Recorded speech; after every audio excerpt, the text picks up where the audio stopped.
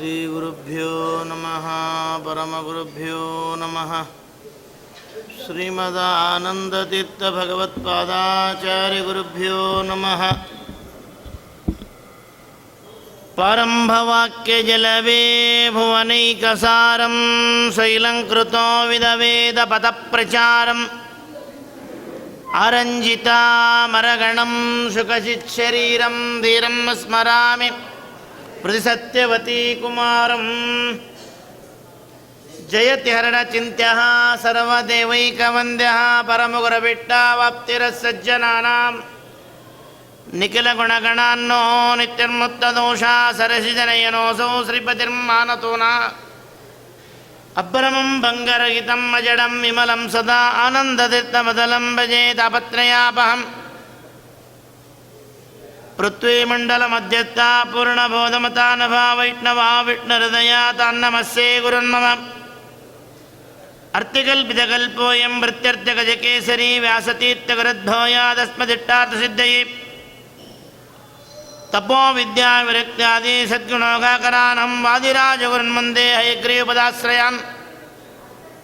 ಪ್ರಣಮತ್ಕಾಮಧೇನಂಚ ಭಜಸ್ವರದುರೋಪಮಂ ಶ್ರೀಭಾವಬೋಧಕತ್ವಾ ಚಿಂತಾಮಣುಪಾಸ್ಮಹಿ. ಶ್ರೀಮತೋ ರಾಘವೇಂದ್ರಸ್ಯ ನಮಾಮಿ ಪದಪಂಕಜೇ ಕಾಮಿತಾಶೇಷಕಲ್ಯಾಣಕಲನಾಕಲ್ಪಪಾದಪೋ. ವಿದ್ಯಾಯಾಂ ವಿಬುಧಾಚಾರ್ಯಂ ವೇದಜ್ಞಾನಾಬ್ಧಿಚಂದಿರಾಂ ದುರ್ಮತಧ್ವಾಂತಮಾರ್ತಂಡಂ ಸತ್ಯಧ್ಯಾನಮನಿಂ ಭಜೇತ್. ಸತ್ಯಧ್ಯಾನಕೃಪಾಪಾತ್ರಾನ್ ಶ್ರೀನಿವಾಸಿಕ್ಷಿತಾನ್ ಶ್ರೀಮನ್ಯಾಯಾಮೃತಾಸಕ್ತಾನ್ ಭೀಮಸೇನ ಗುರುನ್ ಭಜೇತ್. ನಮೋಸ್ತು ತಾತ್ವಿಕಾ ದೇವಾ ವಿಷ್ಣುಭಕ್ತಿಪರಾಯಣ ಧರ್ಮಮಾರ್ಗೇ ಪ್ರೇರಯಂತು ಭವಂತಃ ಸರ್ವ ಏವ ಹಿ. ಸಹಸ್ರ ಜಿಕ್ಕೆಗಳುಳ್ಳ ಆದಿಶೇಷನೇ ಕೊಂಡಾಡಬೇಕು ವ್ಯಾಸರಾಜರ ಸನ್ಯಾಸ ದೀಕ್ಷಾ. ವ್ಯಾಸರಾಜರ ತದನಂತರ ಬಂದವರು ಹೇಳಿದ ಮಾತಲ್ಲ ಇದು. ವ್ಯಾಸರಾಜರ ಪೂರ್ವದಲ್ಲಿದ್ದವರು, ವ್ಯಾಸರಾಜರಿಗೆ ವಿದ್ಯಾವನ್ನು ಕೊಟ್ಟಿರ್ತಕ್ಕಂಥ ಗುರುಗಳು, ವ್ಯಾಸರಾಜರ್ಕಿನ್ನ ಬಹಳ ದೊಡ್ಡವರು, ಅವರು ಹೇಳ್ತಾರೆ ಈ ಮಾತು. ಸಹಸ್ರ ಜಿಕ್ಕಗಳುಳ್ಳ ಆದಿಶೇಷನೇ ಕೊಂಡಾಡಬೇಕು ವ್ಯಾಸರಾಜರ ಸನ್ಯಾಸ ದೀಕ್ಷಾ. ಶ್ರೀಪಾದರಾಜರೇ ವ್ಯಾಸರಾಜರನ್ನು ಕೊಂಡಾಡ್ತಾರೆ. ಅನೇಕ ಕಡೆ ನೋಡ್ತೀವಿ ಶಿಷ್ಯರು ಗುರುಗಳನ್ನು ಕೊಂಡಾಡ್ತಾರೆ. ಆದರೆ ಶಿಷ್ಯರನ್ನು ಗುರುಗಳು ಕೊಂಡಾಡಿದ್ದು ಅಂದರೆ ಎರಡೇ ಕಡೆ ನೋಡ್ತೀವಿ. ಒಂದು ವ್ಯಾಸರಾಜರು ಪುರಂದರದಾಸರನ್ನು ಕೊಂಡಾಡಿದ್ದು, ಶ್ರೀಪಾದರಾಜರು ವ್ಯಾಸರಾಜರನ್ನು ಕೊಂಡಾಡಿದ್ದು. ವಿಜೇಂದ್ರರು ವಾದಿರಾಜರು ವ್ಯಾಸರಾಜರು ಕೊಂಡಾಡಿದ್ದಾರೆ. ಆದರೆ ಶ್ರೀಪಾದರಾಜರು ಕೊಂಡಾಡ್ತಾರೆ ನೋಡ್ರಿ. ರಂಗವಿಠಲನ್ನ ಪಾದ ಬಿಡೆನೆಂದು ಅಂತ ವ್ಯಾಸರಾಜರ ಆರಾಧನಾ ಮಹೋತ್ಸವ. ಈ ಪಾಲ್ಗುಣ ಮಾಸನೇ ಯತಿಗಳ ಮಾಸ ಅಂತ ಕರೀಬೇಕು. ನಮ್ಮ ಗುರು ಹೇಳ್ತಿದ್ರಿ ಮಾತು, ನಮ್ಮ ಆಚಾರ್ಯ ಹೇಳೋರು. ಪಾಲ್ಗುಣ ಮಾಸ ಯತಿಗಳ ಮಾಸ. ದೊಡ್ಡ ದೊಡ್ಡ ಅಪರೋಕ್ಷ ಜ್ಞಾನಿಗಳ ಆರಾಧನೆ ಬರೋದೇ ಇಲ್ಲಿ. ಯಾಕೆ ಗೊತ್ತೇನೋ ಇಲ್ಲ, ಗೊತ್ತಿಲ್ಲ ಆಚಾರ್ಯ. ಪಾಲ್ಗುಣ ಮಾಸ ಕೊನೆಯ ಮಾಸ, ವರ್ಷದ ಕೊನೆಯ ಮಾಸ. ಇನ್ನು ಕೆಲವೇ ದಿನಗಳಲ್ಲಿ ಈ ಸಂವತ್ಸರವನ್ನು ಮುಗಿಸಿ ನೂತನ ಸಂವತ್ಸರಕ್ಕೆ ಪಾದವನ್ನು ಇಡ್ತೇವೆ. 11 ತಿಂಗಳು ಏನು ಪಾಪ ಮಾಡಿರ್ತೀವಿ ಗೊತ್ತೇ ಇಲ್ಲ, ಅಷ್ಟು ಪಾಪಗಳನ್ನು ಮಾಡಿರ್ತೀವಿ.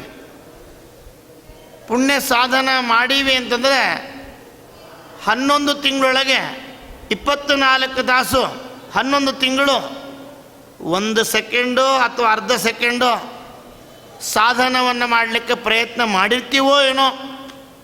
ಆದರೆ ತಪ್ಪುಗಳು ಮಾತ್ರ, ಪಾಪಗಳು ಮಾತ್ರ ಇನ್ಫಿನಿಟಿ.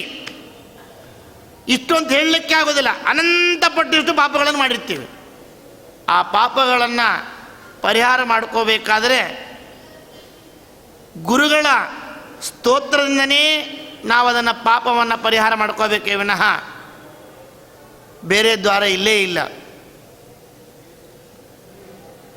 ಹಾಗೆ ನೋಡಿದರೆ ಧೀರೇಂದ್ರ ತೀರ್ಥರ ಆರಾಧನೆ ಈಗಲೇ, ಸತ್ಯಬೋಧ ತೀರ್ಥರು, ಸುಧೀಂದ್ರರು, ವಾದಿರಾಜರು, ವ್ಯಾಸರಾಜರು, ನಾಳೆ ದಿವಸ ವ್ಯಾಸರಾಜರ ಶಿಷ್ಯರಾಗಿರ್ತಕ್ಕಂಥ ಗೋವಿಂದ ಒಡೆಯರು, ತದನಂತರ ಶ್ರೀಪಾದರಾಯರ ಮಠದಲ್ಲಿ ಬಂದಿರತಕ್ಕಂಥ ಉದ್ದಂಡ ರಾಮಚಂದ್ರ ತೀರ್ಥರು, ತದನಂತರ ಸುಧನಿಧಿಗಳು.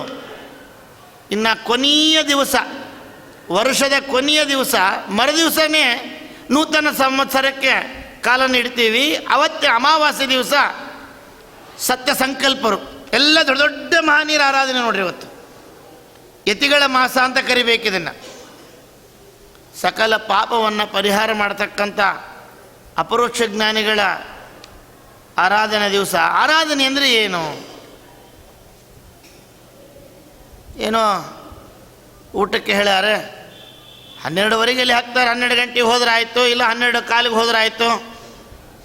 ಊಟ ಮಾಡ್ದ, ಬಂದ್ಬಿಟ್ಟ, ಬಂದ ತಕ್ಷಣವೇ ಆ ಪದಾರ್ಥ ಉಪ್ಪಾಗಿತ್ತು, ಈ ಪದಾರ್ಥ ಸಪ್ಪೆ ಆಗಿತ್ತು, ಇದು ಖಾರ ಆಗಿತ್ತು.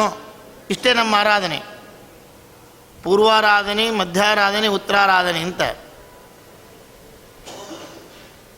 ನಮ್ಮ ಗೂಳಿ ಕೃಷ್ಣಮೂರ್ತಾಚಾರ್ಯ ಹೇಳೋರು, ಬಳ್ಳಾರಿ ನಮ್ಮ ಗೂಳಿ ಆಚಾರ್ಯ ಅಂತ ಅನೇಕ ಜನರಿಗೆ ಗೊತ್ತು. ಗೂಳಿ ಕೃಷ್ಣಮೂರ್ತಾಚಾರ್ಯ ಅಂದರೆ ಭಾರತ, ಭಾಗವತ, ಸಾರೋದ್ಧಾರ ಎಲ್ಲ ಕನ್ನಡೊಳಗೆ ಮಾಡಿದ್ದಾರೆ, ಉದ್ದಾಮ ಪಂಡಿತರು. ಅವ್ರು ಹೇಳೋರು,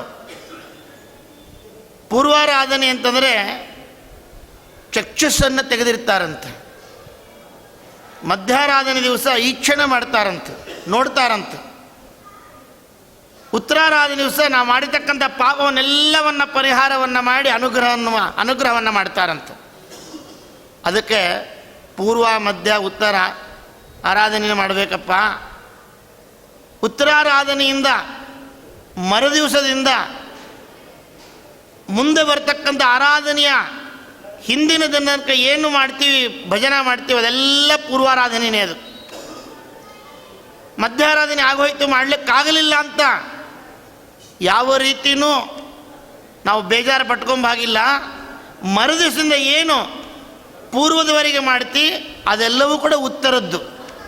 ಅಂದರೆ 12 ತಿಂಗಳು ಕೂಡ ಸ್ತೋತ್ರ ಮಾಡಬೇಕು. ಆದರೆ ವ್ಯಾಸರಾಜರ ಮಹತ್ವ ಎಂಥದ್ದು ಅಂದರೆ,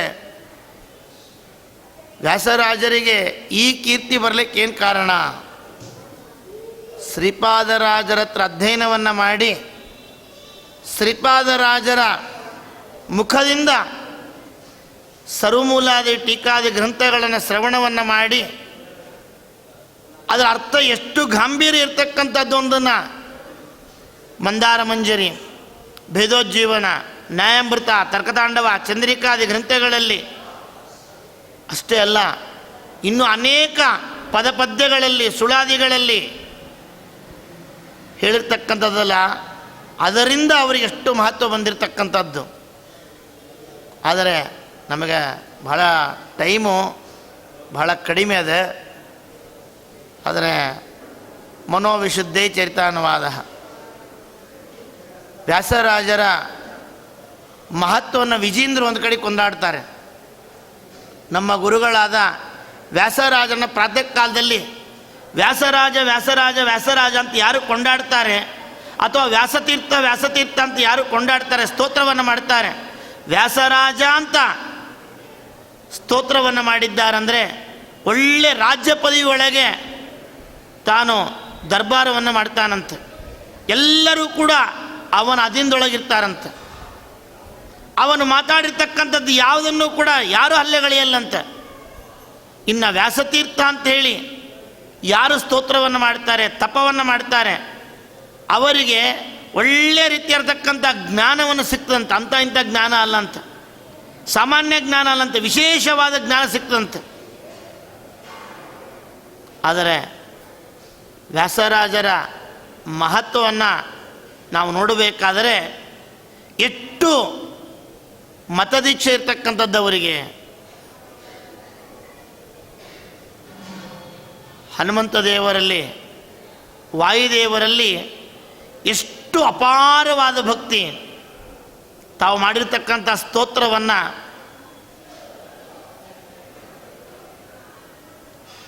ಯಂತ್ರೋದ್ಧಾರಕ ಸ್ತೋತ್ರದಲ್ಲಿ ಹೇಳ್ತಾರೆ, ನಾವು ಮಾಡಿರ್ತಕ್ಕಂಥ ಈ ಸ್ತೋತ್ರವನ್ನು ಯಾರು ಪಠನವನ್ನು ಮಾಡ್ತಾರೆ, ತ್ರಿಕಾಲದಲ್ಲಿ ವಿದ್ಯಾರ್ಥಿ ಲಭ್ಯತೆ ವಿದ್ಯಂ, ಒಳ್ಳೆ ವಿದ್ಯಾವಂತನಾಗ್ತಾನೆ, ಧನವನ್ನು ಸಂಪಾದನೆ ಮಾಡ್ತಾನೆ, ಐಶ್ವರ್ಯನ ಸಂಪಾದನೆ ಮಾಡ್ತಾನೆ. ಇದರೊಳಗೆ ಯಾರಾದರೂ ಸಂದೇಹವನ್ನು ಇಟ್ಟಿದ್ದಾರೆ ಅಂದರೆ ಅವರು ತಕ್ಷಣದಲ್ಲೇ ಸಯಾತಿ ನರಕಂ ಧ್ರುವಂ, ನರಕವನ್ನು ಹೊಂದುತ್ತಾನೆ. ಯಾಕೆ ಅಂದರೆ ಶ್ರೀಮದ್ ಆಚಾರ್ಯ ಸಿದ್ಧಾಂತ ಅಷ್ಟಿರ್ತಕ್ಕಂಥದ್ದು. ಅನೇಕ ಜನ ಹೇಳಿದ್ದಾರೆ, ಒಬ್ಬ ಆಚಾರ್ಯ ದೇವರೇ ಇಲ್ಲವೆಂದ, ಮತ್ತೊಬ್ಬ ಆಚಾರ್ಯ ದೇವರಿಗಂಟೇ ಗುಣಗಳೆಂದ, ಮಗದೊಬ್ಬ ಆಚಾರ್ಯ ದೇವರೇ ನಾನೆಂದ, ಒಬ್ಬ ಆಚಾರ್ಯ ದೇವರೇ ಇಲ್ಲವೆಂದ. ಚಾರ್ವಾಕ ಮತ್ತು ಏನಿಲ್ಲ, ಇಲ್ಲ ಶೂನ್ಯಮಯ, ಏನೂ ಇಲ್ಲ. ಮತ್ತೊಬ್ಬ ಆಚಾರ್ಯ ದೇವರಿಗಂಟೇ ಗುಣಗಳೆಂದ ಅಂದರೆ ಒಬ್ಬ ವ್ಯಕ್ತಿ ಇದ್ದಾನೆ, ನಾನು ಇಷ್ಟೆಲ್ಲ ಕೆಲಸ ಮಾಡ್ತೀನಿ, ನಾನು ಮಾಡ್ತಾ ಇದ್ದೀನಿ ಅಂದರೆ ಇನ್ನೊಬ್ಬ ವ್ಯಕ್ತಿ ಚಾಲಕ ವ್ಯಕ್ತಿ ಇದ್ದಾನೆ ಅಂತ ಹೇಳ್ದ ಅಷ್ಟೇ. ಆದರೆ ಸತ್ತ ಮೇಲೆ ನಾನು ಅವನು ಒಂದಾಗಿ ಬಿಡ್ತೀವಿ.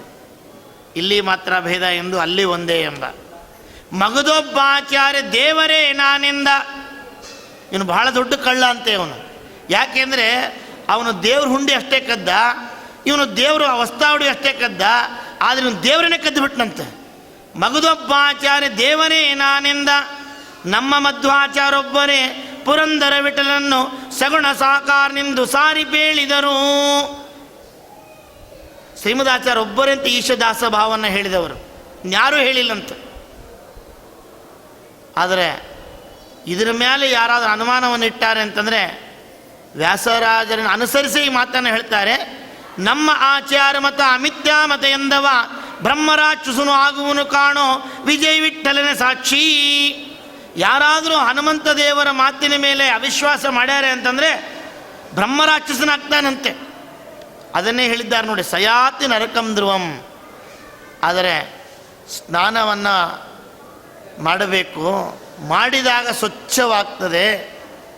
ಎಲ್ಲಿ ಸ್ನಾನವನ್ನು ಮಾಡಬೇಕು? ಸ್ನಾನ ಮಾಡಲಿಕ್ಕೊಂದು ಬೇಕಲ್ಲ, ಸ್ನಾನ ಮಾಡಲಿಕ್ಕೆ ಒಂದು ಬೇಕಲ್ಲ, ತೀರ್ಥ ಬೇಕಲ್ಲ. ಅದು ಯಾವ ತೀರ್ಥ ಅಂದರೆ ವ್ಯಾಸರಾಜರಂತಕ್ಕಂಥ ತೀರ್ಥ. ಅವರು ಬರೆದಿರ್ತಕ್ಕಂಥ ಶಾಸ್ತ್ರವನ್ನು ನಾವು ಅಧ್ಯಯನ ಮಾಡಬೇಕಂತೆ, ಶ್ರವಣ ಮಾಡಬೇಕಂತೆ, ಅಧ್ಯಯನ ಮಾಡಬೇಕಂತೆ, ಅವಲೋಕನ ಮಾಡಬೇಕಂತೆ. ಇದು ಮಾಡಿದರೆ ಏನಾಗುತ್ತದೆ ಎಂಬುದಕ್ಕೆ ದೃಷ್ಟಾಂತಕ್ಕೆ ಹೇಳಬೇಕು ಅಂದರೆ ವಾಯುಪುರಾಣದಲ್ಲಿ ಒಂದು ಕಥೆ ಬರ್ತದೆ. ವಾಯುಪುರಾಣದಲ್ಲಿ ಒಬ್ಬ ಬ್ರಾಹ್ಮಣನಿಗೆ 4 ಜನ ಮಕ್ಕಳಿರ್ತಾರೆ. ಶ್ರೀಕಾಂತ, ಗೋವಿಂದ, ಕೃಷ್ಣ, ನಾರಾಯಣ ಅಂತ 4 ಜನ. ಅವರು ವೇದದ ಮೇಲೆ ಒಂದು ವ್ಯಂಗ್ಯವಾಗಿ ಮಾತನಾಡ್ತಾರೆ. ಆ ತಂದೆ ಅವರಿಗೆ ಶಾಪವನ್ನು ಕೊಡ್ತಾನೆ. ಅವರಿಗೆ ಎಂಥ ರೂಪ ಬರುತ್ತೆ ಅಂತಂದರೆ, ಒಬ್ಬನಿಗೆ ಈ ಮುಂಡದ ಮೇಲೆ ಇಲ್ಲಂತೆ ರುಂಡ, ಇದು ಮುಂಡ, ಇದು ರುಂಡ, ಈ ದೇಹದ ಮೇಲೆ ಇಲ್ಲಂತೆ ಕುತ್ತಿಗೆ, ದೇಹ ಪೂರ್ತಿ ಇದ್ದು ಬಲಭುಜದ ಮೇಲೆ ಅದಂತೆ ಅವನ ಮುಖ, ಅವನ ತಲೆ. ಇನ್ನೊಬ್ಬನಿಗೆ ಪೃಷ್ಠದ ಮೇಲೆ ಅದಂತೆ, ಇನ್ನೊಬ್ಬನಿಗೆ ನಾಭಿಯಲ್ಲಿ ಉದರದಲ್ಲಿ, ಮತ್ತೊಬ್ಬನಿಗೆ ಗುಲ್ಪದಲ್ಲಿ, ಅಂದರೆ ಈ ಕಾಲಿನ ಮೇಲಿರ್ತಾರೆ ಹರಡು, ಹರಡು ಅಂತಾರೆ, ಗುಲ್ಪ ಅಂತಾರೆ, ಗುಲ್ಪದಲ್ಲಿ. ಅವರಿಗೆ ಎಷ್ಟು ಪಾಪ ಅಂದರೆ ಅಷ್ಟು ಪಾಪ ಅಂತ ಸಾಧನ ಆಗಿಬಿಟ್ಟದಂತೆ. ಎಲ್ಲಾದರೂ ಭೋಜನಕ್ಕೆ ಹೋದರೆ ಆ ಭೋಜನವೆಲ್ಲವೂ ಕೂಡ ಪಾಷಾಣವಾಗ್ತಂಥವರಿಗೆ. 12 ವರ್ಷಗಳ ಕಾಲ ಅವರಿಗೆ ಭೋಜನವೇ ಆಗಲಿಲ್ಲಂತೆ. ವಸಿಷ್ಠರು ಬರ್ತಾರೆ. ವಸಿಷ್ಠರ ಹತ್ರ ಬಂದು ಹೇಳ್ತಾರೆ, ಈ 4 ಜನ ನೋಡ್ರಿ, ನಮಗೆ ಇಂಥ ಜನ್ಮ ಬಂದದೆ, ಈ ಜನ್ಮವನ್ನು ಪರಿಹಾರ ಮಾಡಬೇಕು. ಸ್ನಾನ ಮಾಡೋಣ ಅಂದರೆ ತೀರ್ಥಕ್ಕೆ ಹೋದರೆ ಯಾವ ಥರ ತೀರ್ಥಗಳು ಕೂಡ ನಮ್ಮನ್ನು ಮುಟ್ಟಿಸ್ಕೊಳ್ತಾ ಇಲ್ಲ. ಉತ್ತರ, ದಕ್ಷಿಣ, ಪೂರ್ವ, ಪಶ್ಚಿಮ ಎಲ್ಲ ಕಡೆ ಹೋದ್ವಿ, ಸಮುದ್ರಕ್ಕೆ ಹೋದ್ವಿ, ನದಿಗಳಿಗೆ ಹೋದ್ವಿ. ನಾವು ಹೋದರೆ ಆ ನದಿಯ ನೀರೇ ಬತ್ತಿ ಹೋಗಿಬಿಡ್ತದೆ. ಅದಕ್ಕೆ ನಿಮ್ಮಂಥ ಜ್ಞಾನಿಗಳ ಒಡನಾಟದಲ್ಲಿದ್ದರೆ ನಮಗೇನಾರ ಒಂದು ಸಾಧನ ಆಗಬಹುದು. ಭೋಜನ ಏನು ಮಾಡ್ತಾ ಇದ್ದೀರಿ? ನಮ್ಮ ಭೋಜನವ ಹೀನಾಯಿ ರೀತಿ ಭೋಜನ ವಸಿಷ್ಠರೇ. ನಮ್ಮ ಭೋಜನ ಯಾವುದು ಗೊತ್ತದ? ಸ್ತ್ರೀಯರ ರಜೋದೋಷ ಆದ ಕಾಲಕ್ಕಾಗ್ತಲ್ಲ, ಅದು ಪಾನವನ್ನು ಮಾಡ್ತಾ ಇದ್ದೀವಿ ನಾವು. ಅಂಥ ಹೀನಾಯ ಜನ್ಮ ಬಂದು ಹೋಗಿದೆ ನಮಗೆ. ಸರಿಯಪ್ಪ, ದಕ್ಷಿಣ ಗಂಗಾ ಅನ್ಸ್ಕೊಂಡಿರ್ತಕ್ಕಂಥ ಕಾವೇರಿಯಲ್ಲಿ ಹೋಗಿ ಸ್ನಾನ ಮಾಡಿರಿ. ಇಲ್ಲ, ಅವಳು ಮುಟ್ಟಿಸ್ಕೋತಾ ಇಲ್ಲ. ಆದರೆ ಗಂಗಾನೂ ಮುಟ್ಟಿಸ್ಕೋತಾ ಇಲ್ಲ. ನರ್ಮದಾ ಅವಳು ಮುಟ್ಟಿಸ್ಕೋತಾ ಇಲ್ಲ. ವೃದ್ಧ ಗಂಗಾ ಗೋದಾವರಿ ಅದಲ್ಲ, ಗೋದಾವರಿಗೆ ಹೋಗ್ರಿ. ಇಷ್ಟೆಲ್ಲ ಹೇಳ್ತಾ ಇದ್ದಿಲ್ಲ ವಸಿಷ್ಠರೇ, ನೀವೇ ನಮ್ಮನ್ನು ಕರ್ಕೊಂಡೋಗಿ ಸ್ನಾನವನ್ನು ಮಾಡಿಸ್ರಿ. ಸರಿ ಆಯಿತು ಬರ್ರಿ ಅಂತ ಹೇಳಿ ಈ 4 ಜನ ಕರ್ಕೊಂಡು ಹೋಗ್ತಾರೆ ವಸಿಷ್ಠರು. ಕರ್ಕೊಂಡು ಹೋಗಿ ಆ ಗೋದಾವರಿಯಲ್ಲಿ ಸ್ನಾನವನ್ನು ಮಾಡಲಿಕ್ಕೆ ಹೋದರೆ ಗೋದಾವರಿ ಹೇಳ್ತಾಳೆ, ವಸಿಷ್ಠರೇ ನೀವೊಬ್ಬರೇ ಬರ್ರಿ ಸ್ನಾನಕ್ಕೆ, ಅವ್ರು 4 ಜನ ಮಾತ್ರ ಕರ್ಕೊಂಡು ಬರೋದಲ್ಲ, ಅವರ ದರ್ಶನವೂ ಆಗಬಾರ್ದು ನನಗೆ. ಆದರೆ ವಸಿಷ್ಠರಂತಾರೆ, ಏನೋ ಒಂದು ಪಾಪ ಮಾಡಿದ್ದಾರೆ, ಅದಕ್ಕೆ ಪರಿಹಾರವನ್ನು ಮಾಡಬೇಕು. ಬೇಕಾದ ಹೇಳ್ರಿ, ಈ ಕೆಲಸ ಮಾತ್ರ ಆಗೋದಿಲ್ಲ, ಇದು ಮಾತ್ರ ಆಗೋದಿಲ್ಲ. ಕೊನೆಗೆ ಅವರು ಸ್ನಾನ ಮಾಡೋದಿರಲಿ, ನನಗಾದರೂ ಬಿಡ್ತಿ ಇಲ್ಲ ಅಂತ ಕೇಳಿದ್ರು. ನೀವು ಬರ್ರಿ ಸ್ನಾನ ಮಾಡಿರಿ, ನೀವು ಬರಲೇಬೇಕು. ಯಾಕೆಂದರೆ ಅನೇಕ ಜನ ಸ್ನಾನ ಮಾಡಿ ಪಾಪ ಬಿಟ್ಟು ಹೋಗಿರ್ತಾರೆ. ನೀವು ಮಾಡೀರಿ ಅಂತಂದರೆ ನಾನು ಶುದ್ಧಿ ಆಗ್ತೀನಿ. ಸ್ನಾನ ಮಾಡೋ ಕಾಲಕ್ಕೆ ತಮ್ಮ ವಸ್ತ್ರವನ್ನು ಕೊಡ್ತಾರೆ. ಆ ವಸ್ತ್ರನೂ ಮುಟ್ಟುಗುಡಿಸಲಿಲ್ಲ ಗೋದಾವರಿ. ಕೊನೆಗೆ ನೋಡಿದರು, ನಾನು ವಸ್ತ್ರವನ್ನು ನನ್ನ ಕೈಗೆ ಕಟ್ಕೋತೀನಿ, ಆ ವಸ್ತ್ರವನ್ನು ಕೊಡ್ತೀನಿ, ಆ ವಸ್ತ್ರವನ್ನು ಹಿಡ್ಕೊಂಡಾದ್ರೂ ನನ್ನ ಜೊತೆಗೆ ಬನ್ನಿರಿ, ನಾ ಮುಳುಗೋ ಕಾಲಕ್ಕಾದರೂ ಅವಾಗ ನೀವು ಮುಳುಗ್ರಿ, ಅವಘಾನವನ್ನು ಮಾಡಿರಿ. ಅದಕ್ಕೂ ಕೊಡಲಿಲ್ಲಂತೆ ಗೋದಾವರಿ. ಅದನ್ನೂ ಬೇಡ. ಕೊನೆಗೆ ವಸಿಷ್ಠರ ಮಾತನ್ನು ಕೇಳಿ ಗೋದಾವರಿಗೆ ಮನಸ್ಸು ಕರಗಿ ಹೇಳಿಲ್ಲಂತ, ಆಯಿತು ಹಾಗೆ ಆಗಲಿ, ಆದರೆ ನಾನು ಹರಿತೀನಲ್ಲ, ಯಾವ ದಿಕ್ಕಿಗೆ ಹರಿತೀನೋ ನಾನು ಹರಿತಕ್ಕಂಥ ಕೆಳಭಾಗದಲ್ಲಿ ಸ್ನಾನವನ್ನು ಮಾಡಲಿ, ನೀವು ಮೇಲೆ ಇರ್ರಿ, ನಿಮ್ಮ ಕೆಳಗೆ ಅವರು ಸ್ನಾನವನ್ನು ಮಾಡಲಿ. ನೀವು ಸ್ನಾನ ಮಾಡಿದ ಮೇಲೆ ಆ ನೀರು ಬರ್ತಲ್ಲ, ಆ ನೀರಿನೊಳಗೆ ಅವರು ಮುಳುಗಬೇಕು. ಆವಾಗ ಶಾಪ ವಿಮೋಚನೆ ಆಗ್ತದೆ. ಅಷ್ಟೇ ಸಂತೋಷ ಆಯ್ತು ಅವ್ರು 4 ಜನಕ್ಕೆ. ಇದು ಬಿಡುಗಡೆ ಸಾಕು ಮಾರಾಯ ಅಂತ ಹೇಳಿ ವಸಿಷ್ಠರು ತಾವು ಮುಳುಗು ಹಾಕಿದ ಮೇಲೆ ಆಮೇಲೆ ಈ 4 ಜನ ಮುಳುಗು ಹಾಕ್ತಾರೆ. ಮುಳುಗು ಹಾಕಿದ ಮೇಲೆ ಆ ನೀರು ಏನು ಬಂತಲ್ಲ ಇವ್ರ ಮೇಲೆ ಹರಿದು ಬಂತಂತೆ. ಇವ್ರ ಮೇಲೆ ಹರಿದು ಬಂದ ತಕ್ಷಣವೇ ಯಾವ ರೀತಿ ದೇಹ ಇತ್ತು, ರೂಪ ಇತ್ತು, ಆ ರೂಪ ಎಲ್ಲವೂ ಕೂಡ ಮಾಯವಾಗಿ ಸ್ವಚ್ಛಂದವಾದ ರೂಪ ತೆಗೆದುಕೊಂಡು ಒಳ್ಳೆ ಬ್ರಾಹ್ಮಣರಾಗಿ ನಿಂತಿದ್ದಾರೆ. ಸ್ವರೂಪದ ಬ್ರಾಹ್ಮಣರೇ ಅವರು, ಬ್ರಾಹ್ಮಣರಾಗಿ ನಿಂತಿದ್ದಾರೆ. ನಮ್ಮನ್ನು ಉದ್ಧಾರ ಮಾಡಿದವರು ಯಾರು ಅಂದರೆ ನೀವು ವಸಿಷ್ಠರೇ. ಯಾಕೆಂದರೆ ಅನೇಕ ಕಡೆ ಹೋದ್ವಿ ನಾವು, ಸ್ನಾನಗಳನ್ನು ಮಾಡಲಿಕ್ಕೆ ಹೋದರೂ ಕೂಡ ಸ್ನಾನಕ್ಕೆ ಬಿಡಲಿಲ್ಲ. ಆದರೆ ವೃದ್ಧ ಗಂಗಾ ಹುಟ್ಟೋಕ್ಕಿಂತ ಮುಂಚೆ ಹುಟ್ಟಿದ್ದಾಳೆ ಇವಳು. ವೃದ್ಧ ಗಂಗಾ ಇಲ್ಲಿ ಕರೆದುಕೊಂಡು ಬಂದು ನಮ್ಮನ್ನು ಉದ್ಧಾರವನ್ನು ಮಾಡಿದ್ದೀರಿ. ಅದಕ್ಕೆ ನಿಮಗೆಷ್ಟು ನಮಸ್ಕಾರ ಹಾಕಿದರೂ ಕೂಡ ಕಡಿಮೆ, ಅದಕ್ಕೆ ನಮಸ್ಕಾರವನ್ನು ಹಾಕ್ತೀವಿ ಅಂಥೇಳಿ ನಮಸ್ಕಾರವನ್ನು ಹಾಕಿಬಿಟ್ರು. ಅವರಿಗೆ ಒಂದು ಪಾಪ ಇತ್ತು. ಯಾವಾಗೋ ಒಂದು ಸಾರ್ತಿ ಒಂದು ಕ್ಷಣದೊಳಗೆ ವೇದಾಂತದ ಮೇಲೆ ಒಂದೇ ಒಂದು ಸಾರ್ತಿ ಅಂದಿದ್ದಕ್ಕೆ ಇಂಥ ರೂಪ ಬಂತು. ಇನ್ನು ನಮ್ಮಲ್ಲಿ ನಾವು ಅನ್ಕೋ ಅವಿಶ್ವಾಸವೇ ಜಾಸ್ತಿ ಅದೇ. ಯಾವುದು ಓದಬೇಕು, ಯಾವುದು ಬಿಡಬೇಕು ಅದನ್ನು ಓದ್ತಾ ಇದ್ದೀವಿ, ಯಾವುದು ಅಧ್ಯಯನ ಮಾಡಬೇಕು ಅದನ್ನು ಬಿಟ್ಟೀವಿ. ಪಾರಾಯಣವನ್ನು ಯಾವುದು ಮಾಡಬೇಕು ಅದು ಮಾಡ್ತಾ ಇಲ್ಲ. ಯಾವುದೋ ಪಾಶ್ಚಾತ್ಯ ರೀತಿ ಇರತಕ್ಕಂಥದ್ದು ಪುಸ್ತಕಗಳನ್ನು ನೋಡ್ತಾ ಇದ್ದೀವಿ, ಅದನ್ನು ಕಾಯ್ತಾ ಕೂತಿರ್ತೀವಿ. ಆ ಡೈಜೆಸ್ಟ್ ಅಂತೆ, ಈ ಡೈಜೆಸ್ಟ್ ಅಂತೆ, ಆ ಮ್ಯಾಗ್ಝಿನ್ ಅಂತೆ, ಈ ಮ್ಯಾಗ್ಝಿನ್ ಅಂತೆ, ಅದೇ ಕಾಯ್ತಾ ಕೂತಿರ್ತೀವಿ. ಇನ್ನು ನಮಗೆಂಥ ರೂಪ ಬರಬೇಕು? ಆದರೆ ವಸಿಷ್ಠರೇನೋ ಬಂದರು, ಅವ್ರನ್ನ ಉದ್ಧಾರ ಮಾಡಿದರು. ಆದರೆ ನಮ್ಮನ್ನು ಉದ್ಧಾರ ಮಾಡ್ತಕ್ಕಂಥ ವ್ಯಕ್ತಿಗಳು ಯಾರು ಅಂತಂದರೆ ವಸಿಷ್ಠರ ತದ್ರೂಪವಾಗಿರ್ತಕ್ಕಂಥ ವ್ಯಾಸರಾಜರೇ ನಮ್ಮನ್ನು ಉದ್ಧಾರ ಮಾಡಬೇಕು. ಅವರು ಆ ಗೋದಾವರಿಯಲ್ಲಿ ಸ್ನಾನವನ್ನು ಮಾಡಿಸಿ ತಮ್ಮ ವಸ್ತ್ರವನ್ನು ಕೊಟ್ಟು, ನಾನು ಅವಘಾನ ಮಾಡಿದ್ಮೇಲೆ ನೀವು ಅವಘಾನ ಮಾಡಿರಿ, ಪಾಪವನ್ನು ಪರಿಹಾರ ಆಗ್ತದಂತ ಅವರು ಹೇಳಿದರು. ಆದರೆ ವ್ಯಾಸರಾಜರು ತಮ್ಮ ರೂಪವೇ ಇನ್ನೊಂದಾಗಿರ್ತಕ್ಕಂಥ ರೂಪ ಮನ್ಯುವುದು ಧನ್ಯಮಾತ್ಮನ ಮಂದಾರ ಮಂಜರಿ ಆಗಲಿ, ಅಥವಾ ವ್ಯಾಸತ್ರಯವಾಗಲಿ, ಅಥವಾ ಭೇದೋಜ್ಜೀವನ ಆಗಲಿ, ಬೇಡ ಸ್ತೋತ್ರ ಆಗಲಿ. ಶ್ರೀನಿವಾಸ ದೇವನ ಸ್ತೋತ್ರ ಮಾಡಿದ್ದಾರೆ, ನಮಾಮಿದುನ ಸ್ತೋತ್ರ ಮಾಡಿದ್ದಾರೆ. ಯಾವುದಾದ್ರೂ ಕೂಡ ಅದು ವ್ಯಾಸರಾಜರ ಒಂದು ರೂಪವೇ ಅದು.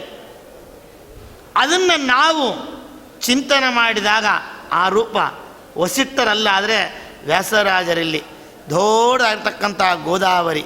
ಈ ಗೋದಾವರಿ ಯಾವುದು ಅಂತಂದರೆ ಪರಮಾತ್ಮನ ಅನುಗ್ರಹ ಅಂತಕ್ಕಂಥ ಈ ನದಿ ಒಳಗೆ ನಾವು ಈ ಸ್ತೋತ್ರ ಪಾಠಾದಿಗಳನ್ನು ಮಾಡಿ ಅವಘಾನ ಮಾಡಿದಾಗ ಅವರಿಗೆ ಹೇಗೆ ಆ ರೂಪ ಹೋಗಿ ಸ್ವಚ್ಛಂದವಾದ ಬ್ರಾಹ್ಮಣ ರೂಪ ಬಂತು, ಹಾಗೆ ನಮಗೆ ಲಿಂಗದೇಹ ಹೋಗಿ ಮೋಕ್ಷವನ್ನು ಕೊಡ್ತಕ್ಕಂಥದ್ದು ಕಾರಣ ಮುಕ್ತಿಗೆ ಕರ್ಕೊಂಡು ಹೋಗ್ತಕ್ಕಂಥ ಹಾದಿಯನ್ನು ತೋರಿಸ್ತಕ್ಕಂಥ ವ್ಯಕ್ತಿಗಳು ವ್ಯಾಸರಾಜರು.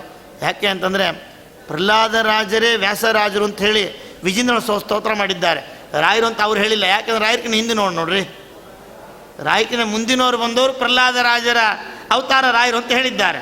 ಪ್ರಥಮ ಪ್ರಹ್ಲಾದ ವ್ಯಾಸ ಮುನಿಗೆ ದಾಸ ಸ್ತೋತ್ರ ಮಾಡಿದ್ದಾರೆ. ಆದರೆ ವಿಜೇಂದ್ರರು ವ್ಯಾಸರಾಜನ ಸ್ತೋತ್ರ ಮಾಡೋ ಕಾಲಕ್ಕೆ ವ್ಯಾಸರಾಜ ಸ್ತೋತ್ರದಲ್ಲಿ ಬರ್ತದೆ, ವ್ಯಾಸರಾಜರು ಪ್ರಹ್ಲಾದರಾಜರ ಅಪರಾವತಾರ. ಏನಂತದ್ದು ಮಹತ್ವ, ಇದೊಂದು ಸಣ್ಣ ಚರಿತ್ರೆ ಮುಗಿಸಿಬಿಡ್ತೀನಿ ನಾನು, ಪಾಪ ಕೂದಿದ್ದಾರೆ ಆಚಾರು. ಸ್ಕಂದ ಪುರಾಣದಲ್ಲಿ ಒಂದು ಕಥೆ ಬರ್ತದೆ. ಗೌತಮ ಋಷಿಗಳು, ಗೌತಮರ ಹೆಂಡತಿ ಅಹಲ್ಯ, ಅನೇಕ ಜನ ಶಿಷ್ಯರಿದ್ದಾರೆ ಗೌತಮರಿಗೆ. ಆದರೆ ಪ್ರಧಾನ ಶಿಷ್ಯರು 4 ಜನ: ಕಪಿಲ, ಮೇಧಾದಿತಿ, ಸುಮನ, ವಿತಿಹೋತ್ರ ಅಂತ 4 ಜನ. ಬಹಳ ಆಪ್ತ ಶಿಷ್ಯರು. ಇವರು ಗುರುಗಳನ್ನು ಅಷ್ಟು ರೀತಿಯಾಗಿ ಸ್ತೋತ್ರವನ್ನು ಮಾಡ್ತಾ ಇದ್ರು. ಈ 4 ಜನಕ್ಕೆ ಗೌತಮರು ಹೇಳ್ತಾರೆ, ಕಪಿಲ, ಮೇಧಾದಿತಿ, ಸುಮನ, ವಿತಿಹೋತ್ರ, ನಾಳೆಯ ದಿವಸ ಒಂದು ಯಜ್ಞವನ್ನು ಮಾಡಬೇಕು. ಅದಕ್ಕೆ ನೀನು ಹೂ ತಗೊಂಬ, ಪುಷ್ಪವನ್ನು, ನೀ ಕಾಷ್ಟವನ್ನು ತೆಗೆದುಕೊಂಡು ಬಾ, ನೀ ಫಲಗಳನ್ನು ತೆಗೆದುಕೊಂಡು ಬಾ, ನೀನು ಒಳ್ಳೆ ಮಧುಘೃತವನ್ನು ತೆಗೆದುಕೊಂಡು ಬಾ. 4 ಜನನೂ ಹೋಗ್ತಾರೆ. ಎಲ್ಲಿ ಹುಡುಕಿದ್ರು ಕಟ್ಟಿಗೆ ಸಿಗಲಿಲ್ಲ, ಹೂವು ಸಿಗಲಿಲ್ಲ, ಮಧು ಸಿಗಲಿಲ್ಲ, ಫಲಗಳು ಸಿಗಲಿಲ್ಲ. ಸಾಯಾಹ್ನ ಹೊತ್ತಾಯಿತು, ಸೂರ್ಯ ಅಸ್ತ ಆಗ್ತಾ ಇದ್ದಾನೆ, ಎಲ್ಲಿ ನೋಡಿದ್ರು ಸಿಗ್ತಾ ಇಲ್ಲ, ಕತ್ತಲಾಗಿ ಬಿಡ್ತು, ರಾತ್ರಿ ಹೊತ್ತಾಗಿ ಹೋಗಿದೆ. ಗಾಬರಿ ಪಡ್ತಾ ಇದ್ದಾರೆ. ಆದರೆ ಆ ಕಪಿಲನಿಗೆ ಮೇಧಾದಿತಿ ಕಪಿಲ, ಕಪಿಲನ ಸುಮೇತ, ಇವರೆಲ್ಲ ಅವರವರ ಧೈರ್ಯ ಹೇಳ್ಕೊತಾ ಇದ್ದಾರೆ. ಒಂದು ಹಾಳು ಬಿದ್ದು ಬಾವಿ ಒಳಗೆ ಇವ್ರು ಹೋಗಿ ಬಿದ್ದುಬಿಟ್ರು, ಗೊತ್ತಾಗಲಿಲ್ಲ. ದೊಡ್ಡ ಘಟಸರ್ಪ ಇತ್ತು. ಆ ಘಟಸರ್ಪ ಇವ್ರನ್ನ ಕಚ್ಚಿಬಿಡ್ತು. ಕಚ್ಚಿದ ತಕ್ಷಣ 4 ಜನ ಮೃತರಾಗಿಬಿಟ್ರು. ಎಷ್ಟೊತ್ತಾಯಿತು ಬರಲಿಲ್ಲ. ಅಲ್ಲೇ ಅಂತಾಳೆ, ಸುಮ್ಮನೆ ಕಳಿಸಿರಿ ಮಕ್ಕಳನ್ನು, ಸರಿ ನೋಡ್ಕೊಂಡು ಬರ್ತೀನಿ ಅಂತ ಗೌತಮರೇ ಬರ್ತಾರೆ. ಕಪಿಲ, ಮೇಧಾತಿ, ಸುಮನ, ವಿತಿಹೋತ್ರ ಬದುಕಿದಿರ್ತಾನೆ. ಯಾತಕ್ಕೋ ಬಾವಿ ಒಳಗೆ ನೋಡ್ತಾರೆ, ಸುಟ್ಟು ಕರಕಲಾಗಿ ಹೋಗ್ಬಿಟ್ಟಿದ್ದಾರೆ. ಇವರು ಅಪಮೃತ್ಯು ಬಂದಿದೆ. ಈ ಅಪಮೃತ್ಯು ಅವರಿಗೆ ಬಂದಿಲ್ಲ, ಆದರೆ ಯಾವುದೋ ಒಂದು ದೋಷದಿಂದ ಆಗ್ಯದೆ. ಯಮಧರ್ಮರಾಜನ ಕರೀತಾರೆ ಗೌತಮರು. ಯಮಧರ್ಮರಾಜ ಬರ್ತಾರೆ, ನನ್ನ ಹತ್ರ ಬಂದೇ ಇಲ್ಲ ಅಂದರು. ಅರೇ ನಿನ್ನ ಯಮಧರ್ಮರಾಜ ಬಂದೇ ಇಲ್ಲ, ಮತ್ತು ಇನ್ನೆಲ್ಲಿ ಹೋಗಿರ್ತಾರೆ? ಇಂದ್ರದೇವರನ್ನ ಕರೀತಾರೆ, ಅಗ್ನಿನ ಕರೀತಾರೆ. ಅಗ್ನಿ ನನ್ನ ಲೋಕಕ್ಕೆ ಬಂದಿಲ್ಲ, ವರ್ಣ ಅಂತ ನನ್ನ ಲೋಕಕ್ಕೆ ಬಂದಿಲ್ಲ. ಮತ್ತು ಇಂದ್ರದೇವ್ರನ್ನ ಕರೀತಾರೆ, ಇಂದ್ರದೇವರು ಬರ್ತಾರೆ. ಇಂದ್ರದೇವರನ್ನು ಕೇಳಿದಾಗ ನನ್ನ ಸ್ವರ್ಗಕ್ಕೆ ಬಂದಿಲ್ಲ.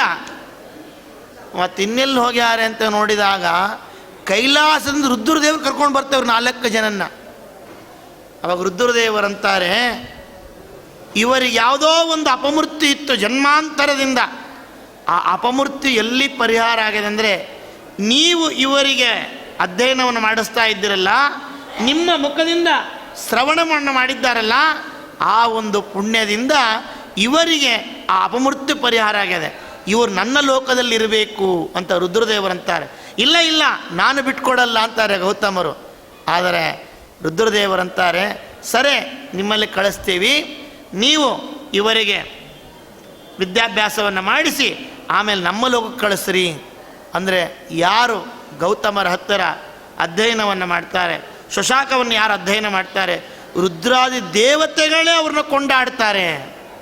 ಆದರೆ ಗೌತಮ ಋಷಿಗಳೇನು ಅವತ್ತಿದ್ದರು, ಆದರೆ ಗೌತಮದ ಪಂಥದಲ್ಲಿ ಬಂದವ್ರು ನೋಡ್ರಿ, ಗೌತಮ ಗೋತ್ರದಲ್ಲಿ ಬಂದವ್ರು ನೋಡ್ರಿ. ಯಾರು? ವ್ಯಾಸರಾಜರೇ ಮುಂದಕ್ಕೆ ರಾಯರಾಗಿ ಬರ್ತಾರಲ್ಲ ಗೌತಮ ಗೋತ್ರದಲ್ಲಿ. ಆದರೆ ನಾವು ಕೂಡ ಗೌತಮರಿಲ್ಲ, ಆ ಗೌತಮರ ಗೋತ್ರದಲ್ಲಿ ಬಂದಿರತಕ್ಕಂಥ ರಾಯರನ್ನು ವ್ಯಾಸರಾಜರನ್ನು ಕೊಂಡಾಡಿದರೆ ಏನಾಗುತ್ತದೆ ಎಂಬುದರೆ ಇದೇ ಒಂದು ಕಥಾ. ಆದರೆ ವ್ಯಾಸರಾಜರು ಮಾಡಿರ್ತಕ್ಕಂಥ ಹನುಮಂತ ದೇವರ ಸ್ತೋತ್ರವನ್ನು ಪಾರಾಯಣವನ್ನು ಮಾಡಿದ್ರೆ ನಮಗೆ ಯಾವ ಥರ ಬಾಧೆಗಳು ಬರೋದಿಲ್ಲ ಎಂಬುದಕ್ಕೆ ಅನೇಕ ದೃಷ್ಟಾಂತಗಳಿವೆ. ಆದರೆ ವಿಷಯ ಭಾಳ ದೊಡ್ಡದದೆ. ನಾನು ಏನೋ ಹೇಳಬೇಕಂತ ಕೂತ್ಕೊಂಡೆ, ಏನೋ ಹೇಳಿಬಿಟ್ಟೆ, ಏನೋ ಹೇಳಬೇಕು ಅಂದ್ಕೊಂಡೆ, ಏನೋ ಹೇಳಿಬಿಟ್ಟೆ. ಆದರೆ ಅದರಲ್ಲಿ ಹೇಳೋದರಲ್ಲಿ ವ್ಯತ್ಯಾಸ ಭಾಳ ಆಗಿದೆ. ವ್ಯತ್ಯಾಸಗಳೆಲ್ಲ ನಮ್ಮದು. ಅದೇನಾದ್ರು ಒಂದು ಮಾತು ಬಂದಿತ್ತು ಅಂದರೆ ನಮ್ಮ ಪೂಜ್ಯ ಗುರುಗಳಾಗಿರ್ತಕ್ಕಂಥ ನಮ್ಮ ಸಂತೇವಿನವರ ಆಚಾರ್ಯದು, ನಮ್ಮ ಪರಮಗಳಾಗಿರ್ತಕ್ಕಂಥ ನಮ್ಮ ಸತ್ಯಧ್ಯಾನ ತೀರ್ಥರು ಅಂತ ಹೇಳ್ತಾ. ಆದರೆ ಟಾಕಾಪೂರ್ತಿ ರಾಮಾಯಣ ಅಂಥೇಳಿ ಇದು ವಿಷಯದ ಬಗ್ಗೆ ಯಾವುದೋ ತೊಗೊಂಬಣ ಅಂದ್ಕೊಂಡಿದ್ದೆ, ಟೈಮೇ ಇಲ್ಲ. ಅದಕ್ಕೆ ಟಾಕಾಪೂರ್ತಿ ರಾಮಾಯಣ ಅಂಥೇಳಿ ಎಲ್ಲ ಕೋಸಂಬರಿ ಕಲಿಸಿದಾಗ ಕಲಿಸಿಬಿಟ್ಟಿನಿ. ಅದು ಕೋಸಂಬರಿ ಕಲಿಸಿದ್ದು ನೋಡಬೇಡ್ರಿ, ಆ ಕೋಸಂಬರಿ ರುಚಿಯನ್ನು ನೋಡಿರಿ ಅಂತ ಹೇಳ್ತಾ ಏನಾರು ವಿಷಯ ಹೇಳಿದರೆ ಎಲ್ಲ ನಾವು ಪೂಜ್ಯ ಗುರುಗಳಾಗಿರ್ತಕ್ಕಂಥ ನಮ್ಮ ಸಂತೇಬನ ಆಚಾರ್ಯ ಅವರಂತಾರೆ ವ್ಯಾಸರಾಜ ವಾರ್ತೆ ಪ್ರಾಣ ಅಂತ ಗೋಪಾಲಕೃಷ್ಣ ಪ್ರೀತ ಅಂತ ಹೇಳ್ತಾ ಹರಿ ನಮಃ ಶ್ರೀ ಕೃಷ್ಣ.